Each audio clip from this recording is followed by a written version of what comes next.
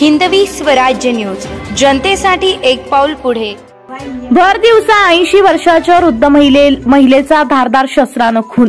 नाशिकमध्ये खुनाचे सत्र सुरूच, नागरिकांमध्ये दहशतीचे वातावरण। नाशिक शहरामध्ये भर दिवसा खून झाल्यानं नाशिक हादरला आहे।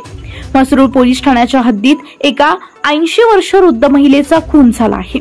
नाशिकमध्ये खुनाचे सत्र सुरूच असून भर दिवसा 80 वर्षाच्या वृद्ध महिलेचा धारदार विळ्यानं खून करण्यात आल्याची घटना समोर आली आहे। कुसुम सुरेश एकबोटे असं मृत महिलेचं नाव असून पंचवटीतील गुलमोहर कॉलनी श्री स्वामी समर्थ केंद्र या परिसरातील राधानंद अपार्टमेंटमध्ये भर दिवसा 80 वर्षीय वृद्ध महिलेचा खून करण्यात आला आहे। घटनेची माहिती पोलिसांना मिळताच पोलीस उपायुक्त किरण कुमार चव्हाण, सहाय्यक पोलीस उपायुक्त नितीन जाधव, म्हसरूळ पोलीस ठाण्याचे वरिष्ठ पोलीस निरीक्षक सुभाष ढवळे घटनास्थळी दाखल झाले असून पंचनामा सुरू आहे। पुढील तपास पोलीस करत आहे। यामध्ये सर्व अँगलने तपास सुरू असून गुन्हेगाराची माहिती मिळालेली आहे। त्याच्या मागावर पोलीस पथक आहे आणि त्याचा शोध सुरू आहे। लवकरच अटक केली जाईल।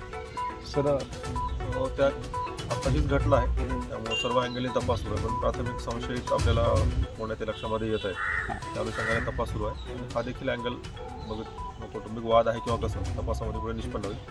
सध्या तरी आरोपीला ताब्यात घेणं हा मुख्य याच्यामध्ये प्रयत्न आहे। 2 ते 3 दिवसापूर्वी ते भांडण आपण ती देखील शक्यता पटवून बघू शकतो। सध्या आरोपी आपण ताब्यात घेतल्यानंतर त्यांचं कारण काय आहे, इतर काही कारण आहे काही लक्षामध्ये येईल। तपास सुरू लवकरच आरोपीला अटक केलं जाईल।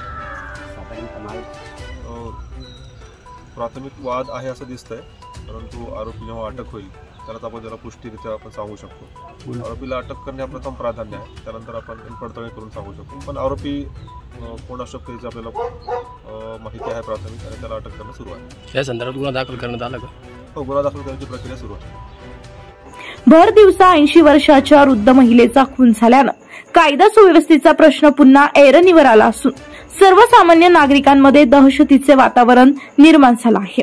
शहर प्रतिनिधी दादासाहेब उबाळ्यांसह मी मयुरी घोलप, हिंदवी स्वराज्य न्यूज, नाशिक।